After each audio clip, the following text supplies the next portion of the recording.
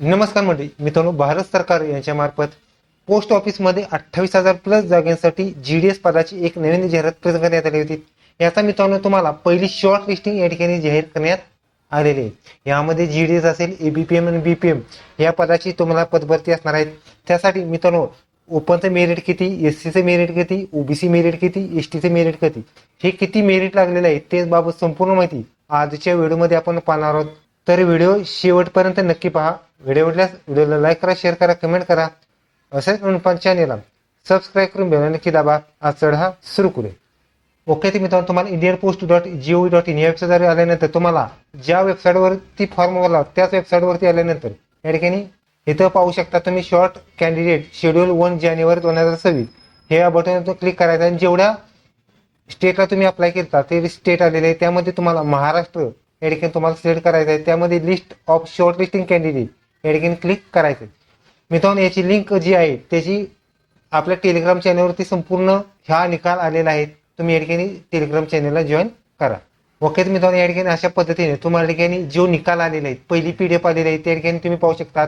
GDS online engagement schedule 1 जानेवारी 2026 Maharashtra circle list 1 पहिली यादी तुम्हाला आलेली आहे. यामध्ये डिव्हिजनचं नाव आहेत, ऑफिस आहेत, पोस्टचं ID आहेत, पदाचं नाव कोणतं आहे ते आहेत, पोस्टाची कम्युनिटी म्हणजे तुम्ही कोणत्या पदासाठी कुठल्या कॅटेगरीमधून अर्ज केला तो आणि रजिस्टर नंबर आणि तुम्हाला मार्क्स आलेले आहेत. यामध्ये जर बघितलं तर मित्रांनो तुम्हाला पहिल्यांदा या ठिकाणी डिव्हिजन आहेत, पोस्टाचं नाव आहेत, पोस्ट ID आहेत आणि पदाचं नाव आहेत, PWD मध्ये आहेत आणि 87 मेरिट लागलेले आहेत. त्या ठिकाणी तुम्ही पाहू शकता. UR असेल तर URचं मेरिट लागलेले आहेत. अहिल्यानगरमध्ये या ठिकाणी BPM पोस्टसाठी 97.33 आहेत. ABPM असेल तर त्यासाठी 90.16 STचं मेरिट असणार आहेत. त्याचबरोबर ओपन असेल BPM साठी इथं पाहू शकता तर 98% या ठिकाणी तुम्हाला मेरिट आलेलं आहे. त्याचबरोबर SC असेल तर SC 93.33 आहेत. त्याचबरोबर EWS असेल तर 94.67 एवढे मेरिट आहेत. पुढचा आहे तुम्ही तुम्हाला डाक सेवक पोस्ट आहे तिथं पाहू शकता 96 मेरिट आहेत. त्याचबरोबर डाक सेवकचा पुढची एक पोस्ट आहे EWS कॅटेगरीमधून 94.33 आहेत. त्याचबरोबर इतर ज्या पोस्ट असतात त्यापैकी जर बघितलं तर मित्रांनो तुम्हाला जवळपास 90च्या पुढं सर्वच पदासाठी कॅटेगरी वाईज तुम्हाला या ठिकाणी जे मेरिट आहे ते या ठिकाणी गेलेलं पाहायला मिळत आहे. त्याचबरोबर जर तुम्ही हँडिकॅप वगैरे असाल तर जवळपास तुम्हाला 85च्या पुढं जे प्रत्येक घटक निहाय आणि गाव निहाय जे यादी असते या ठिकाणी तुम्हाला पाहायला मिळणार आहे. याची लिंक असेल तर आपल्या टेलिग्राम चॅनलवरती जावा आणि तिथं तुम्ही या ठिकाणी ही यादी पाहू शकता. यामध्ये मित्रांनो शेवटच्या पानावरती आल्यानंतर तुम्ही पाहू शकता या ठिकाणी 3547 एवढे कॅन्डिडेट त्यांनी घेण्यात आले आहेत. यामध्ये शेवटचा निकाल आहे तो यवतमाळ डिव्हिजनचा आहे. तर या ठिकाणी SCचा हा 94.5 हा एवढा शेवटचा कट ऑफ त्या ठिकाणी देण्यात आलेला आहे. मित्रांनो तुमच्या ज्या झोनला तुम्ही अप्लाय केला असेल तर तुम्ही या ठिकाणी फक्त तुमचा जो रजिस्टर नंबर आहे तो या ठिकाणी सर्च करायचा आहे आणि या ठिकाणी तुम्ही संपूर्ण रजिस्टर नंबर टाकल्यानंतर तुमची या ठिकाणी मेरिट लिस्ट वगैरे तुमचं नाव आलेलं आहे काही तुम्ही चेकआउट करू शकता.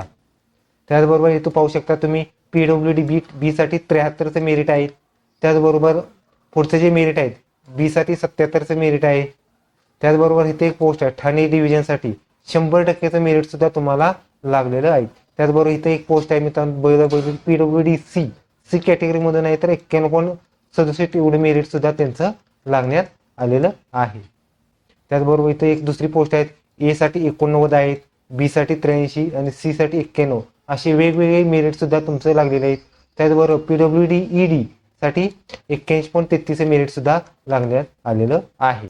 त्याचबरोबर इथे एक पोस्ट आहे मित्रांनो जर बघितले तर सिंधुदुर्ग डिव्हिजनमध्ये PWD बी साठी 19.75 किंवा 19.50 एवढे तुम्हाला GDS डाक सेवकचं मेरिट सुद्धा कमी आलेलं आहे. म्हणजे तुम्ही ज्या ठिकाणी फॉर्म भरलेला असाल त्या ठिकाणचं तुम्हाला फक्त हा जो रजिस्टर नंबर आहे तो या ठिकाणी सर्च मारायचा आहे PDF मध्ये आणि तुमचं नाव असेल किंवा रजिस्टर नंबर जर दिसला तर ऑटोमॅटिक तुमचं नाव तुमचं आलेलं आहे. आता मित्रांनो लक्षात घ्या यांचं ज्यांची नावं आलेली आहेत त्यांना आता ज्या ठिकाणी किंवा ज्या डिव्हिजनला त्यांनी अर्ज केला असेल त्या डिव्हिजनला तुम्हाला राहिलेली जी बाकीची जी काही डॉक्युमेंट व्हेरिफिकेशन असतात ते या तुम्हाला करायचं आहे. म्हणजे तुम्हाला आता जी राहिलेली मार्कशीट आहे म्हणजे 10वीचं मार्कशीट, प्रमाणपत्र, बोर्ड सर्टिफिकेट, त्याचबरोबर कॅटेगरी असेल कॅटेगरी सर्टिफिकेट, इतर रिझर्वेशन असेल, आधार कार्ड असेल, पॅन कार्ड वगैरे जी काही डॉक्युमेंट असतात ते सगळी डॉक्युमेंट सुद्धा तुम्हाला घेऊन जायची आहे.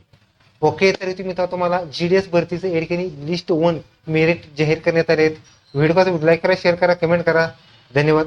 जय हिंद, जय महाराष्ट्र.